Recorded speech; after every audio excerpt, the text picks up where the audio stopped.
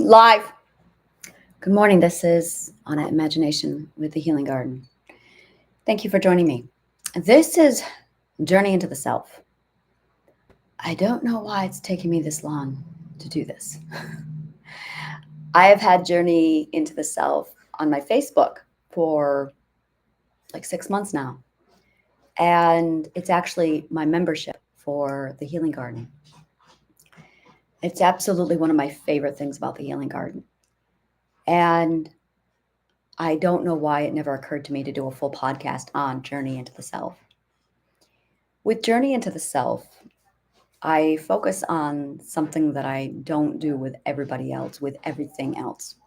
When I do shifting perspectives, I'm very much in research mode. I'm focusing on my own endeavors. I'm focusing very much on what something means. In most cases, I'm exploring my own internal dialogues and I'm analyzing them. So whenever you tune into shifting perspectives, you're actually watching me break down and analyze my own thoughts and my own feelings. And then you can, of course, apply them to your own life, and maybe watching me break down my own mind will help you understand yours. But in Journey into the Self, I deliberately take all of my concepts and make it about you. It has, for a very long time now, baffled me why psychology has been made so inaccessible to the common man. I want to talk about the word common man. If you take a look at the comment below, at my notes, I should say, it's not in the comments, it's on the notes of this video. I talk about a word called plebeian. A plebeian is the Roman word for a free man or a Roman citizen. Technically, it was a Roman citizen, anyone who was a Roman citizen, except the Caesar family. Anyone who was of the ruling family, they were exempt from this rule. So it kind of meant commoner, but that's condescending. It meant peasant, but it's condescending. One could say it's the working class. And I'm going to borrow the word plebeian from Rome. I'm going to downright take it because I don't think they're using it. And I have to clarify, this is from ancient Rome. I don't know if it's still, I don't think it's still used today. It is specifically a word from ancient Rome. So I'm going to take it because I don't think they're using it. And in this case, I'm going to use it in reference to anyone who has not studied psychology. Because if you studied psychology to the point of profession, you know this shit. And we watch psychologists, for the most part, glide through life. Truly. They have their ups and downs. Everyone does. But that's not what psychologists know. Psychologists know that when the ups and the downs happen, they know how to navigate them. You want to know what psychology is? It is the art of life navigation. Why are they hoarding that knowledge? I have said from day one that psychology should be taught in schools. And it is one of my missions is to get psychology into the hands of everybody. It should not be an option that you pursue when you go to college. It should be taught to our kindergartners, to our parents. If you are a human being with a subconscious mind, you should have this knowledge. It's literally the handbook to the mind.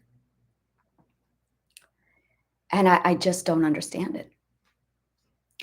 This knowledge is the difference between a person being so ignorant of human behavior that they're literally a prey. They're victims. They are targets for abusers. People with this knowledge are master life chess players. I can walk into a room, any psychologist can, and sit down and read the room. We can just assess. We can tell at a distance how dangerous someone is. how sane, how stable, how safe. We can spot red flags before anything else. We know exactly what all of our emotions are for, why they're there, how to use them. We don't, when we go to therapy, we go because we seek another perspective. We are the only ones who goes to therapy in pursuit of, quite knowledgeably, I just need another perspective. Everybody else, a plebeian, would go to therapy having no idea. I don't know. I don't know. I don't know why I'm here. Or they go to therapy with I just want this to be the result. They don't even have the words to articulate what's wrong. Psychologists do. And I have felt for a very long time that psychologists and doctors are put on this deified pedestal. They are the modern God that walks through our culture. I have a problem with this. It's like we're hoarding information just to manage and maintain the class system. I am a firm believer that if you can understand the psychology of a human being, you can pretty much do anything. Oh, I'm a firm believer of this. Marketers use psychology to market money to you, to market product to you. Businessmen, attorneys study psychology to manipulate you, to manipulate the language used, to deliberately put you in a place of sweating massive balls of sweat, just so you will get to that breaking point in psychology where you'll say something you don't mean under pressure.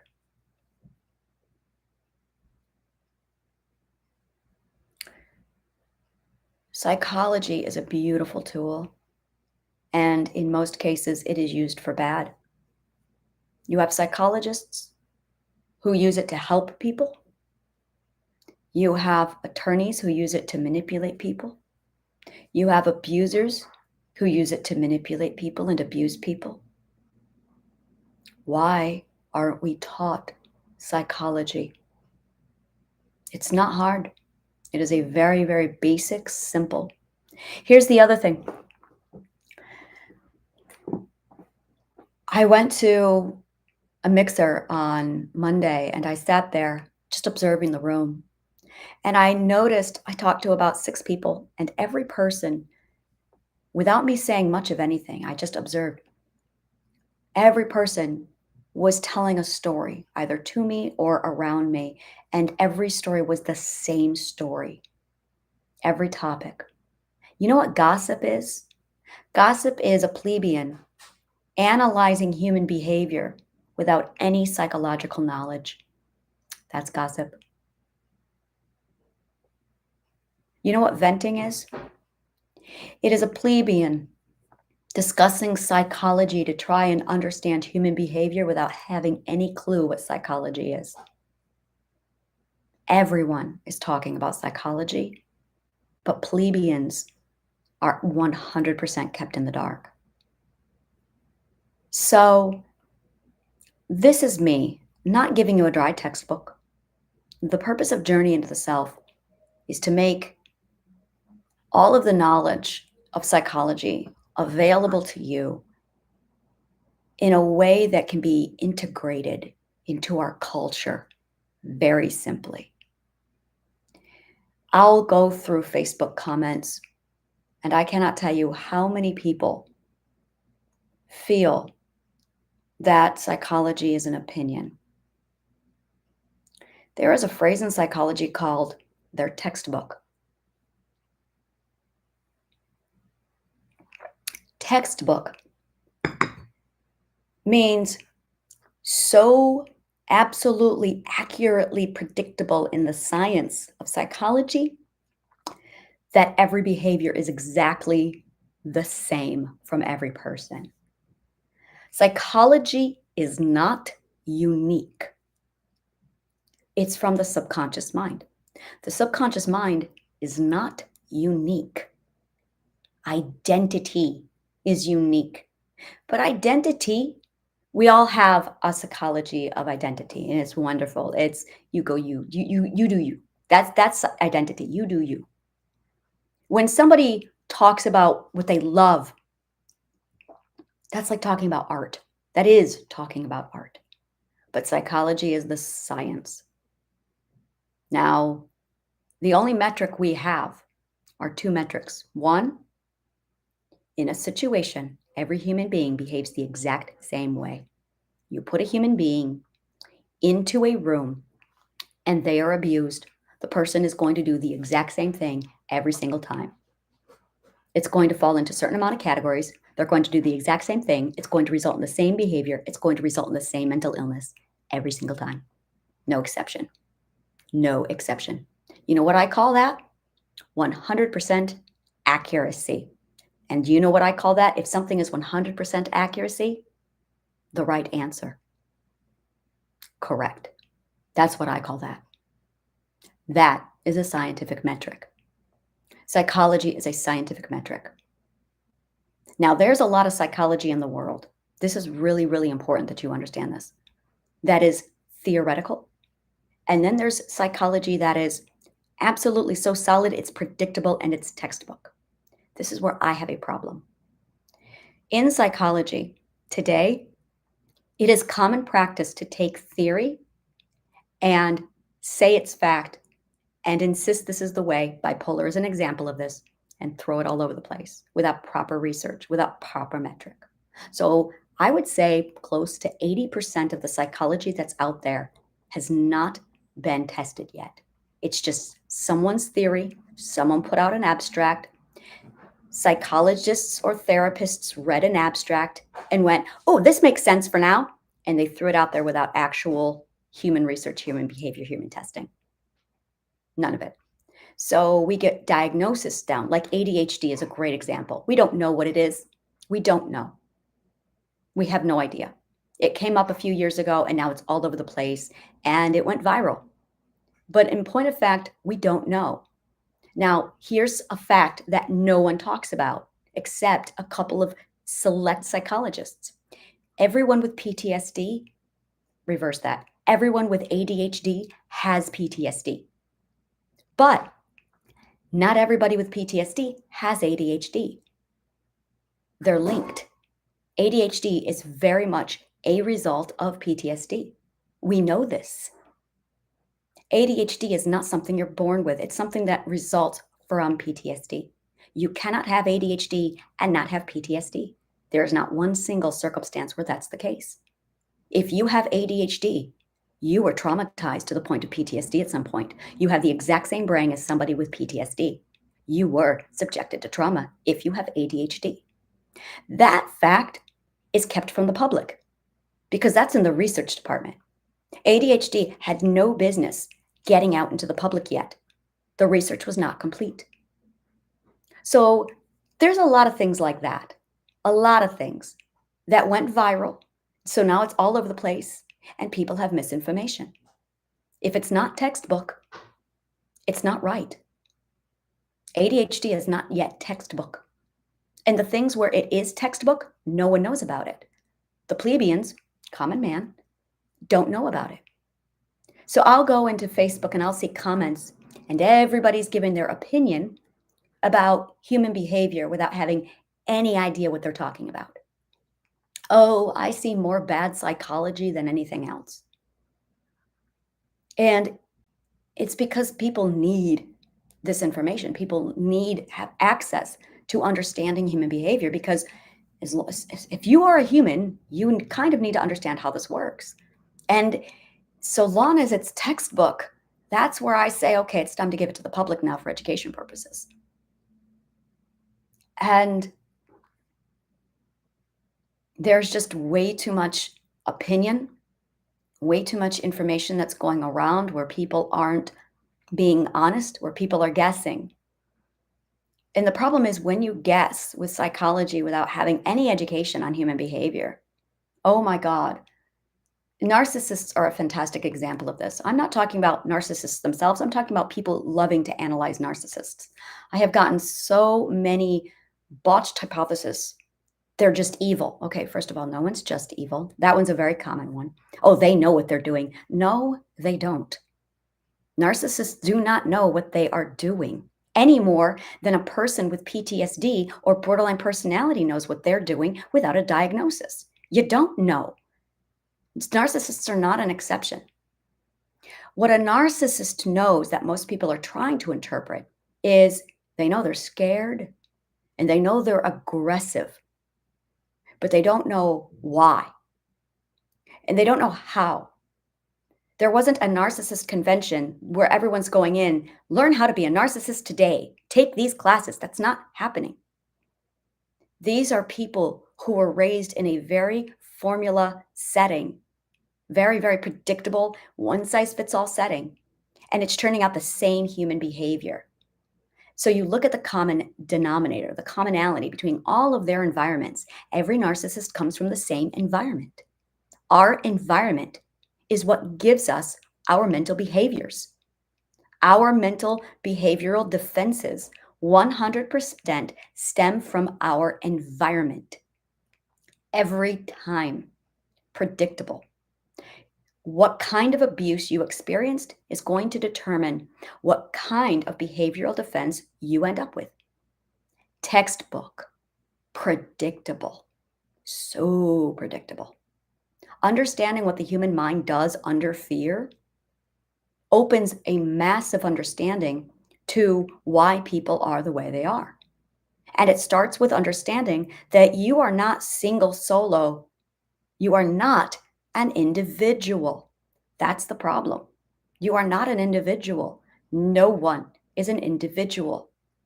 We are all multiples. You have 6 people inside of your head. You've got your subconscious mind and your identity, and they are separate entities. You, your ego, is a separate entity from your subconscious mind and your identity. You have no conscious awareness over your identity. Your identity has no conscious connection to you. You two exist separate from each other. Your subconscious mind and you, those are 2 people. Those are 2 entities. There's your subconscious mind, and you going, I have no idea what it's doing. I have no idea why I did that. Every time you say the phrase, I have no idea why I did that, it's because your subconscious mind was doing it.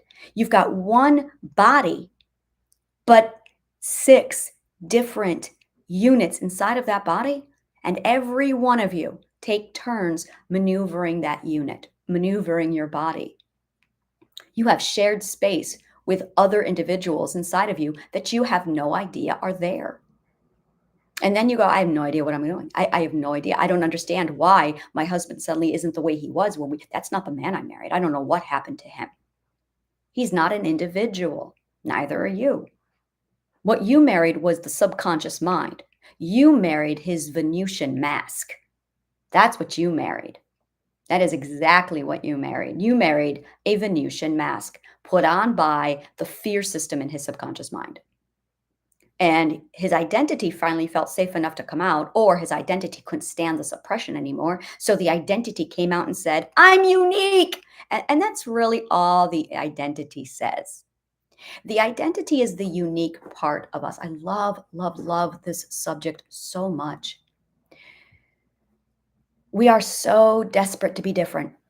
We are screaming that we're special. There are so many of us walking around just screaming, I'm special, I'm different. That is our identities talking. Because we are all wearing the same Venusian mask. And because we're all wearing the same mask, we all look identical. We're all treated the same. We're all put through a societal assembly line. And we are all machinated into the same thing to the point where our identities can't stand it anymore. So our identities are now screaming, I'm different. Look at me, I have originality. Look at me, I'm special. My God, please don't treat me like I am just one like everybody else. I am different. And some of us, and that's really it. That's how much our mental behaviors, our behavioral defenses are all the different ways that our identities are trying to communicate one common thing over and over again, that I am different, that I am unique. Please, I'm a snowflake. You're right, you are. The subconscious mind is not. The ego is not. Oh, those are predictable machines. Those are so textbook. The subconscious mind is textbook. The ego is textbook. And identity, unpredictable as fuck. There is no rhyme or reason to the identity. Identity does whatever the fuck identity needs. And it's all done out of love. The most beautiful thing in the world is an identity. When I talk to people, I know when I'm talking to a subconscious mind, and I know when I'm talking to an identity. And I deliberately manipulate the conversation to avoid talking to a person's subconscious mind because I am sick of talking to the same thing over and over again. I don't want to talk to a generic fear-based subconscious mind. I want to talk to a unique, gorgeous identity. And understanding when you're talking to one or the other inside of a person allows you the ability to navigate. And that's just it right there. This is all about navigating life. And either you have a map to the stars, you know the way ahead of you, or you don't. And unfortunately, the majority of people have no idea how to sail, how to navigate, how to do anything. Oh, but you're on a ship and you're going. Not giving a human being psychology is equivalent to putting a man on a ship and saying, I'm not going to teach you how to sail. Good luck with that. It is literally a death sentence, which is why the majority of us have walked away with mental illnesses, which is why so many of us kill ourselves. Horrible fucking topic. It's true. We're not surviving life. Look at the statistics. Life is killing us. When the majority of your population is either on drugs, killing themselves, or walking around with mental illnesses, you're failing. Not you personally, the system, the society, the people in charge of building up this whole thing, saying, you know what we need? So I'm going to reveal something. This is one of my favorite little things about me. When I was a kid, I used to make believe with one of my girlfriends. And the make believe, the play that we did, was how to build a society. Yes, this is how I played as a child. For a year, we pretended we were building our own society. Oh, we had fun. We analyzed all of the workings of a society. How would you do it? We wrote books on this. How to build a society. Breed. That was like the ongoing joke. Just breed. And we made believe, we pretended like we were building a society from scratch for an entire year where we built up what do we need? What elements would we need? How would we build our own society? Education. Education was number one, the very first thing. That is the difference between everything. Once you get survival down, once you get that hunter-gatherer concept, great. Now you can be at the complete mercy of hunter-gatherer, but it's education. It's observation and awareness that got us to the point of hunter-gatherer and let's grow some food. That changed everything. Observe, aware, educate. And then it got to the point where we said, okay, now let's build a university. What subjects should we study? And we analyzed this. We did it. I was 12 years old when I did this. 12 to 13. This is all I did for a year was play this game with her. Let's build a society. What subjects should we study? And the first thing I said was psychology. That way we can understand everything. Philosophy and psychology. We should study philosophy and psychology so we know how to think, so we know how to learn, and so we can understand our own human behavior. Likewise, she and I had to study our own human behavior to understand how to build a society. Rule number one of a society: It is only as healthy and as strong and as good as its people. So just pause, step back, look. Let's look at the people of the United States. How are we doing? How is the mental health? How's the suicide rate? How's the hunger? What would an ideal person look like in a society? What kind of a person would you want in your society? I would want them to be mentally healthy. That way, they can actually be useful to themselves, to other people, and to the system. I would want them to be mentally healthy. I would want them to be physically healthy. Ironically, if they're not mentally healthy, they won't take care of their physical being. One of the very first things that a mentally ill person does is they stop taking care of themselves. So I would absolutely mandate that mental health is more important than physical health. I would set them up with free education because an individual who has access to free education would have the ability to change their situation from horrific to something great, something better. When you put financials, when you put money in a position with anyone where they are incapable or they have to overcome great odds to achieve, you've basically secured failure for almost everyone in the society. So, mental health should be free. Medical health should be free. Education should be free. You want a healthy, thriving society? Those three things are mandatory in that order. Because if mental health is not where it needs to be, nothing else is going to work. Mental health is literally the foundation of all societal culture. Example: Putin is not mentally healthy. You know who else wasn't mentally healthy? Nero. Nero was not mentally healthy. And that man burned Rome when he was told that he was not allowed to remodel the city. Yeah, see how that works. He was so mentally unhealthy that he became physically unhealthy. Mental health matters. Mental health is literally the thing that's going to make or break your society. So let's step back and look. How are we doing? How many people kill themselves every year because of mental illness? First of all, everybody kills themselves because of mental illness. How many people are we losing because of it? That we are at least recording, because there's a lot of other things out there that we aren't even recording. How are we doing with interacting with each other? How are we doing with maintaining and functioning ourselves?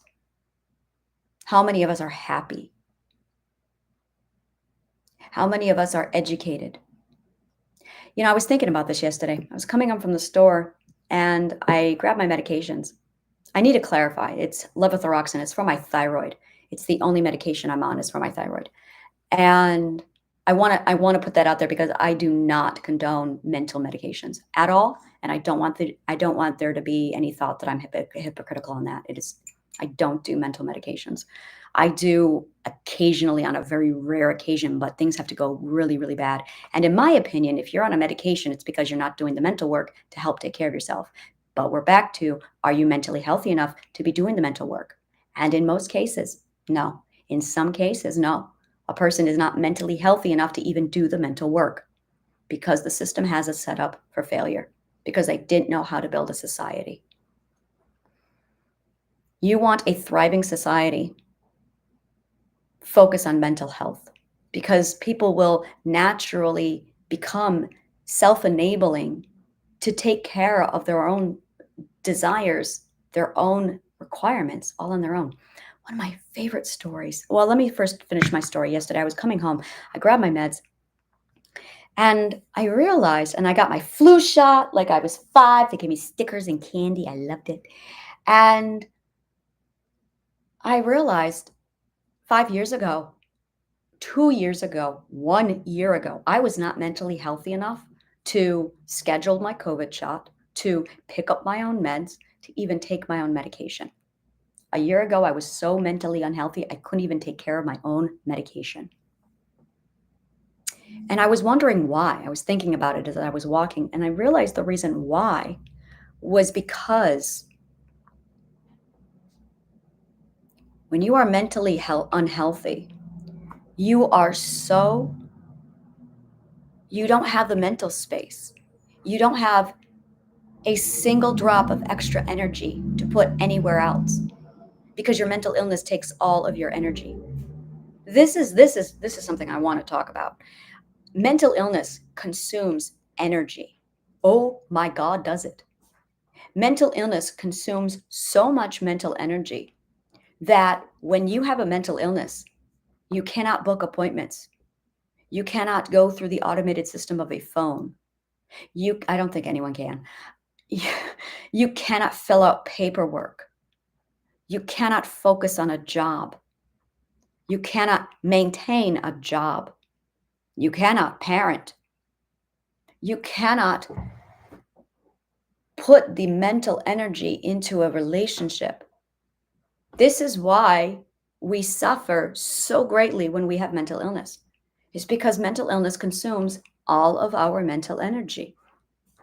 And I noticed how little my mental mind now takes up of me. It takes up nothing. So now I have this massive surplus of mental energy. Mental energy, that is really the sweet spot. That is the words, beautiful. Mental energy, where you just have all this mental space. Really, let's ask ourselves, how much mental energy do I have?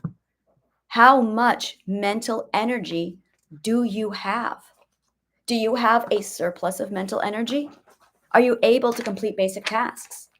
Or do you have a deficit of mental energy? How much of your mental energy is available to you to actually function and go about life? Or are you at a deficit of mental energy? Because your mental illness, that takes all that drains mental energy. Mental illness absolutely sucks all mental energy out of you. So here I am now, mentally whole, mentally healthy, stable, and suddenly I have a surplus of mental energy. So I can make phone calls, I can book meetings, I can do this, I can be consistent because I don't have mental illnesses consuming all of my mental energy. I need to do a quiz or something so you can determine your mental energy, and like this is it right here. And this is why, if you're not taking care of your people in a society, their mental energy is not going to be at full capacity, and they're not going to be able to do half the job you want them to do. It's going to require more manpower. I've done statistics on how much let's talk about this statistic. I don't want to guess. I want to go back to the actual statistic. How much money does a business lose from mentally healthy employees? I love this statistics. It's one of the most amazing eye openers.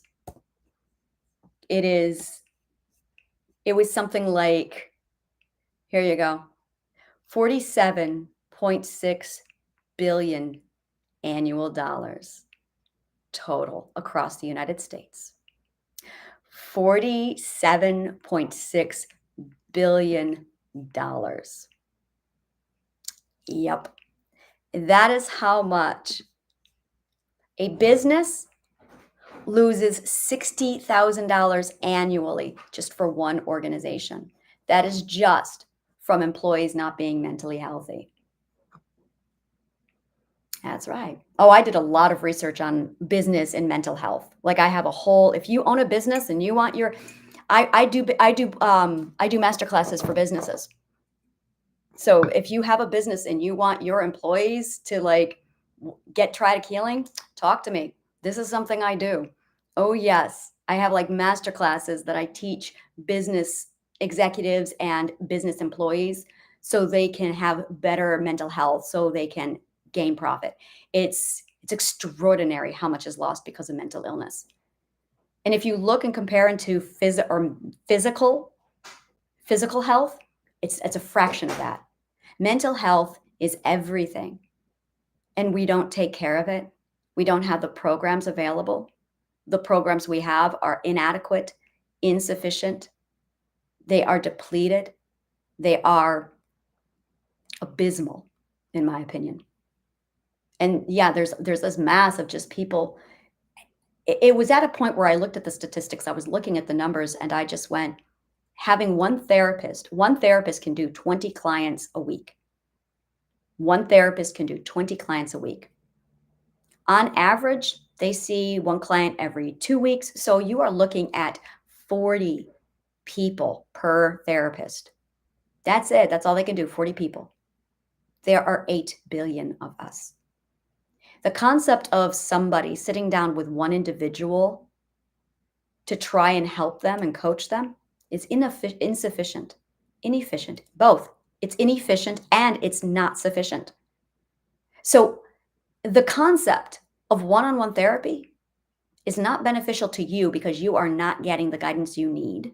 And it's certainly not benefit to the therapist because the therapist is overworked and they're barely helping the problem.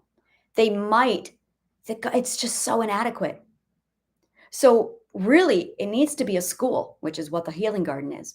There needs to be something accessible to the people, to the plebeians, where you sit down and you do the work, but it's efficient and it gets to the core of what the issue is. And it's fast. It has to be fast, which is completely everything I do here. It's triadic healing for the Healing Garden.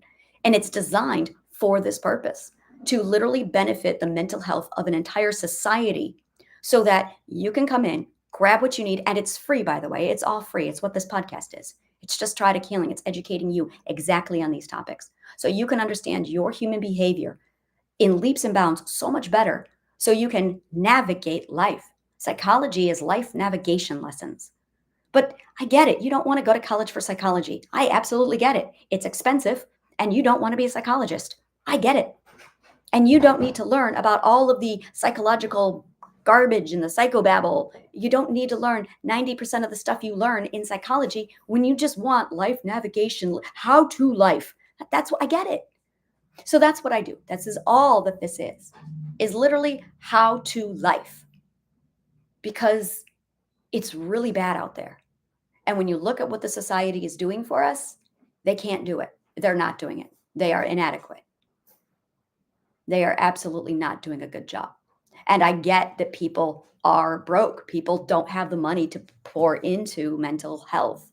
So yeah, here we are with what's the solution? The solution is a program that absolutely provides free, simple. It has to be concise. It has to be understandable for the plebeians, common man. I hate the word common man. I really do. I hate the word working class. These are all fourth perspective terms that just, it creates animosity. Non-psychology people. And that's just it. If you are a non-psychology person, psychologists know this stuff, but non-psychology people, everybody still needs a how-to life. So that's what I do. I have how-to life lessons, life navigation lessons. And journey into the self, I really, when I do shifting perspectives, I don't censor myself, not at all. If I have these, I like to pretend that the audience is doctors of psychology and philosophers. So I feel like I can relax and just, you are stepping into my perspective in shifting perspectives. In this space, I'm stepping into your perspective so you can understand. So I'm shrinking the perspective gap. That's what I'm doing. Journey into the self eliminates the perspective gap. So it's me stepping into your perspective, translating what's going on out there so you can better navigate. It's giving you everything that I can on psychology without all the psych terms. And I run into that a lot because it's just my area of expertise. Medical doctors can't use medical terms when they talk to muggles, and psychologists can't use psych terms when they talk to muggles. When you step into somebody who does not have your field of mastery, you're going to have a language barrier. And mastering the art of communication so that you can break down your mastery of a subject into terms that everybody can understand. Now, that is mastery of a subject. That is mastery of a subject. That is my goal. That is my personal mission, is to become so efficient at this that I can break it down without using any of the psychobabble. Yes, that's what I want for me in life. So, welcome to Journey into the Self. I will probably be doing this every day because this is what I do and I love to do it. I do have membership, $140 a month, and that is available for opening up my weekly. Every Thursday, I do not one on ones, but it's like a group workshop. And that allows people to sit down and engage with me in a Zoom call, one on one, face to face. It is at 7 p.m. Eastern Standard Time every night. Or I'm sorry, every Thursday nights I do this. So if you want to, and it's debate, it's discussion, it's whatever you want to talk about. It's, this is a problem I have, or this is, my friend is going through this circumstance. What's the right answer, or how would you handle it? Anything you want to discuss. It's casual, and it's 7 p.m. to whenever. The last time I did a workshop like this, I was up until 2 a.m. because the conversation was that awesome.